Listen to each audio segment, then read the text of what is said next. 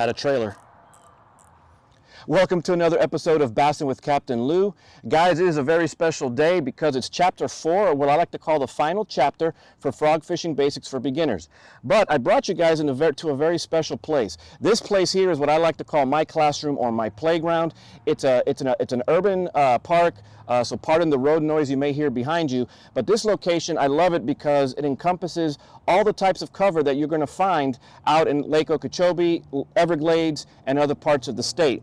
This is a very small and scaled down version of lily pad coverage, of hydrilla mats, and fallen timber. So when you come across these locations on your fishing adventures, taking along some of the tips I'm about to share with you guys is going to help you guys bring more bass to the boat. So you've watched my last 3 videos, you got everything right, you got the right frog, you got yourself the right rod, you got yourself the right reel, the line, you are ready to go. But there's one thing, you don't know how to work this thing, how to work this great bait, or this great lure rather. So what I'm going to do, before I can show you the where, I have to show you the how. First things first, you want to go ahead and get your frog out there, find yourself a nice open patch of water to learn how to do this. There are four factors that you need to take in consideration when learning how to walk the hollow body frog. And the first thing is you want to have just the right amount of slack on the line. The second thing is rod position or rod tip position. The third thing is rod distance of movement when you tap. And lastly, the working the handle correctly. When you tie in all 4 of these things, I know it sounds a little complicated, but trust me, it's not. But when you do tie in all 4 of these things, you're going to find yourself walking this frog very proficiently, very quickly. So first things first, slack line. What I mean by slack line is you want to look in the line, when the line is sitting on top of the water, you want to notice that there is some slack to it. It's not a very straight line, okay, and it doesn't have a lot of curves to a lot of curves to it. It just has, it's almost straight, but just not quite. That is the perfect amount of slack when you start initiating the walk. Now, how to bring life to the frog. What you want to do is you just want to start with a light series of taps. Okay, I like to say the word tap in my mind as I'm doing this, because every time I say tap in my mind, I'm actually tapping my rod tip down. Now, when I also said rod tip movement, the tap is only about 4 to 6 inches. I'm probably being very, very generous with that guesstimate, but it's a very light tap. And the reason why it's a very light tap is because if you tap too hard, what's going to happen is you're going to bring that frog out of the water, and then you're going to lose the ability to walk. And so if you find yourself that the frog is hopping, then that means you are tapping too hard.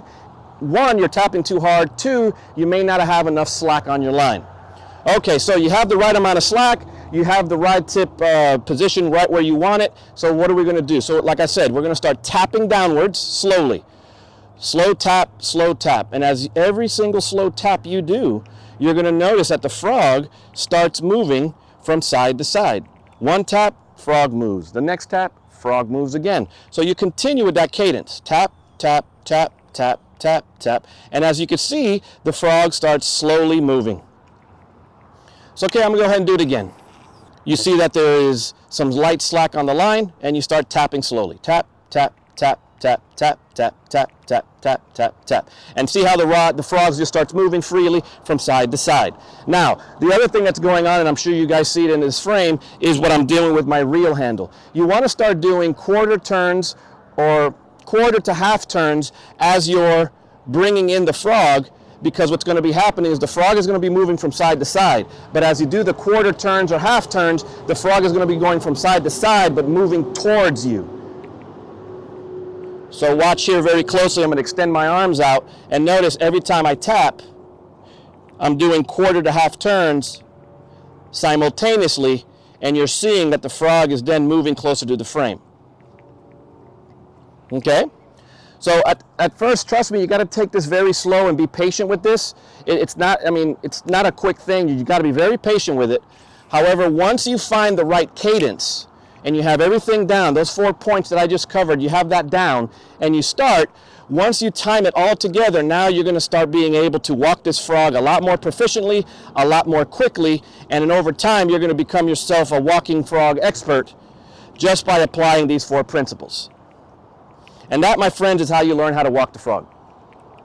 This other technique I like to show beginners, and it's what I like to call the chug or the pop. And the reason why it's a little bit different than walking the frog is because you're going to pick up a lot of the slack and almost have your braid in a straight line to the frog. And what's going to happen is you're going to lightly tap. Similar to walking the frog, you're going to lightly tap. But because you took away the slack, the frog's nose is not going to have any other way but to move forward and not side to side. So when you do that light tap, you're going to find that the frog does a little hop forward. Okay? And it stays in the water. It stays in the water. If you do it too hard, the frog's going to pop out of the water. And if that's the case, then just ease it back a little bit and just keep going, chugging softly, and you're going to find that the frog starts to chug, starts to do this little motion on you. And this is a very effective way of catching some nice bass if you're having difficulties walking the frog. So again, you cast the frog out there, you pick up that slack line, and you just simply tap the rod tip down in very short successive motions while you're reeling in, and you're going to find that the bass starts to pop on you or starts to chug on you, and it actually starts to do these little bouncy motions. And if there's a bass around that's remotely interested, the blow-ups on this type of technique is unbelievable, and you're going to have a blast. Okay. How to start breaking down the types of cover. On this shot here, you're going to see a small patch of lily pads in front of you, and I'm going to show you all how do I break down these types of patches. Now, it could be a very big patch or it could be a small patch like this, but the concept will remain the same. So here's what I do. Cast to the right. And then you could utilize either technique that I just talked about. You could chug it or you could walk it, whatever you find the easiest, just getting started. You go to the right and you cover that particular side. Nothing works, you go ahead and then focus to the left of that particular patch. Same thing, you chug or walk around the area. Okay, nobody's home, there's no blow up. All right, you go back. And now you go behind. Let the rings settle for a moment, and then you work behind the patch. Now this scenario here, you could do it either in open water behind the patch, or if there's bank cover behind. And that's also a very excellent way of covering it, because you'll cast behind the lily cover patch towards the bank, and then work towards the middle of the patch. That's another effective way of catching bass. Okay? So again, I just covered the middle. So again, you're going to go cast behind, and then you're going to start bringing the frog towards the middle of the patch. Give it a pause, let the water settle for a moment.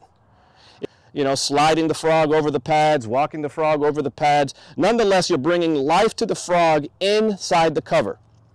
If there was nobody home or there's no bass there, then you move over to the next patch of lily pads, and then you continue the same sequence until you find where the bass are hiding. So you don't necessarily always have to cast to the right, the left, and do that sequence. You're going to find that after a few bass, you're going to find that they're either sitting on the edges of an edge of a pad or they're inside the pads. Once you do that, you just keep duplicating that particular technique or that particular pattern, and then you're going to have a blast of a frog fishing day. Fishing fallen trees. Beautiful habitat. As you can see, it forms a canopy. To a tree, I like to break it down just like lily pads. You just cast to either sides. If the tree was long enough or your vantage point was a little better than this shot, you could cast behind the sides, and then ultimately you may want to work the middle and see if anybody's home. If nobody's home here, you could either switch techniques and pitch inside of it and fish underneath, or you move over to another tree, to another fallen tree. Nonetheless, if frog is on the menu, the bass will show itself in this situation.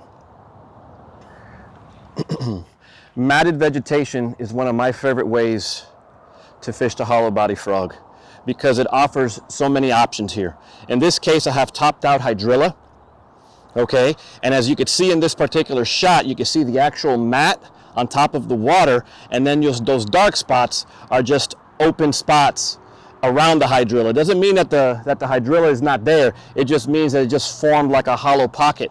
So what you want to do when it comes to a mat, and like I've mentioned to you guys already, if you've noticed, there's a pattern to it. It's not rocket science, but there's a pattern to it. You want to dissect the mat.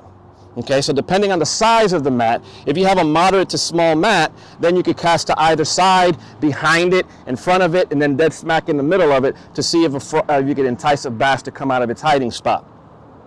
Working a larger mat, it's a little bit different, but I'll cover that in future videos. But If there's ever a location that one should really concentrate their efforts on, is what I like to call converging vegetation.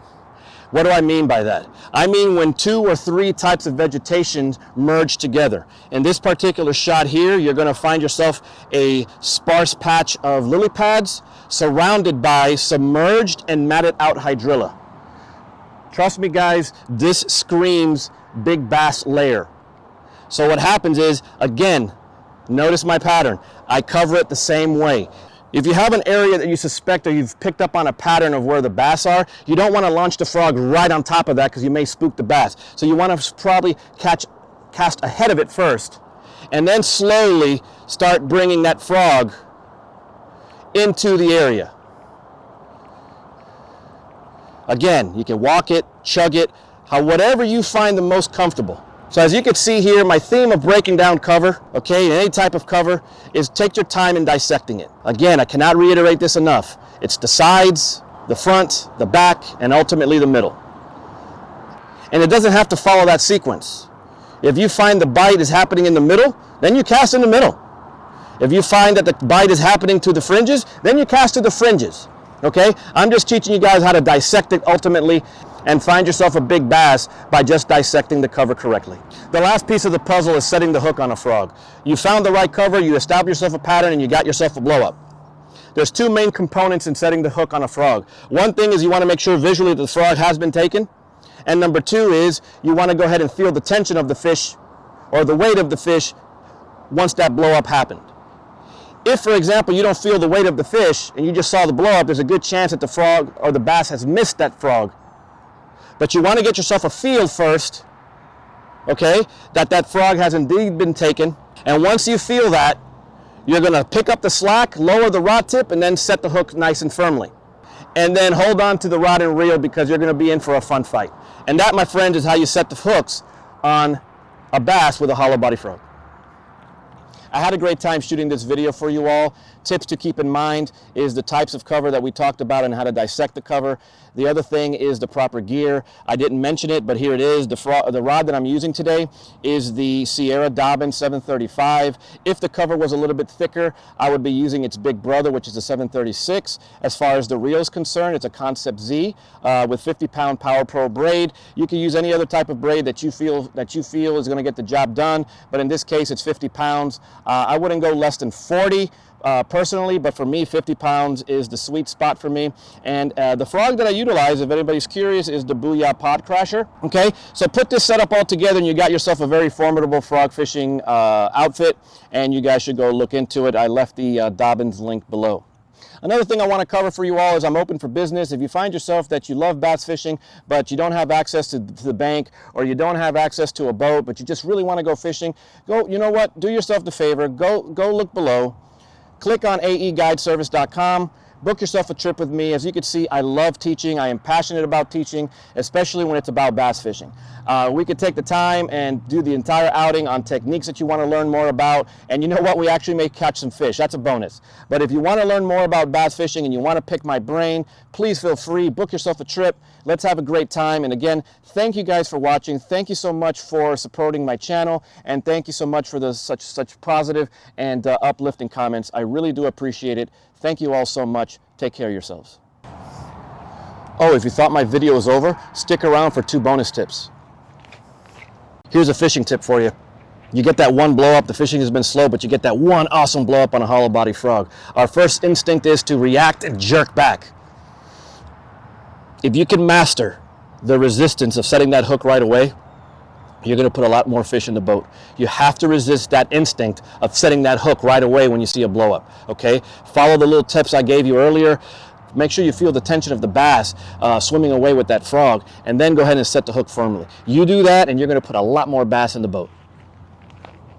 Bonus tip number 2, a very effective technique and the most simplest way of fishing the hollow body frog is cast the frog out and then simply retrieve it slowly in a very straight line. If there's a bass that's remotely interested in a frog, as soon as this little frog just swims around its area, get ready because the blow up is going to be unbelievable. So if you find yourself that you can't walk the frog or chug the frog or just bring any life to the frog, yes you can. All you got to do is cast it and retrieve it, and sometimes the bass just want that alone.